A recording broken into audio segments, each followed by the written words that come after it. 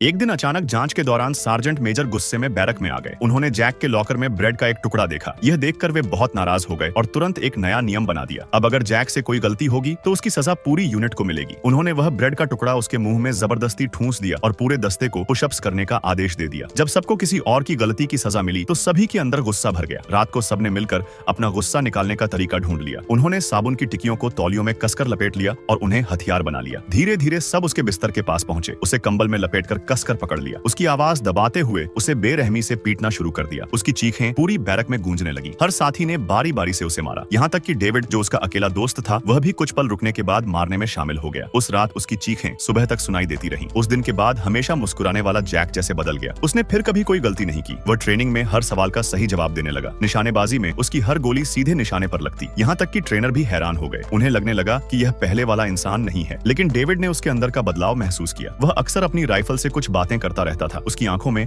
एक अजीब और डरावनी चमक आ गई थी। 8 हफ्तों की ट्रेनिंग कब खत्म हो गई किसी को पता ही नहीं चला। सबको अच्छे पद मिले, लेकिन उसे सीधे फ्रंट लाइन पर भेज दिया गया। आखिरी रात डेविड ड्यूटी पर था। उसे बाथरूम से कुछ आवाज सुनाई दी। जब वह वहां पहुंचा तो उसने देखा कि वह वहां खड़ा था। उसकी आंखों में गुस्सा साफ दिख रहा था। डेविड ने उसे शांत करने की कोशिश की। अचानक वह बहुत गुस्से में आ गया और जोर जोर से आदेश देने लगा, जैसे ड्रिल चल रही हो। उसकी आवाज से पूरी बैरक कांप उठी। शोर सुनकर सार्जेंट मेजर तुरंत वहां आ गए। पहले उन्होंने गुस्से में उसे डांटना शुरू किया, लेकिन जैसे ही उन्होंने उसकी लोडेड बंदूक देखी, उनका गुस्सा एकदम शांत हो गया। उन्होंने धीरे से कहा, हथियार नीचे रख दो, लेकिन उसने कोई जवाब नहीं दिया। इसके बाद सार्जेंट मेजर फिर से उसे गालियां देने लगे।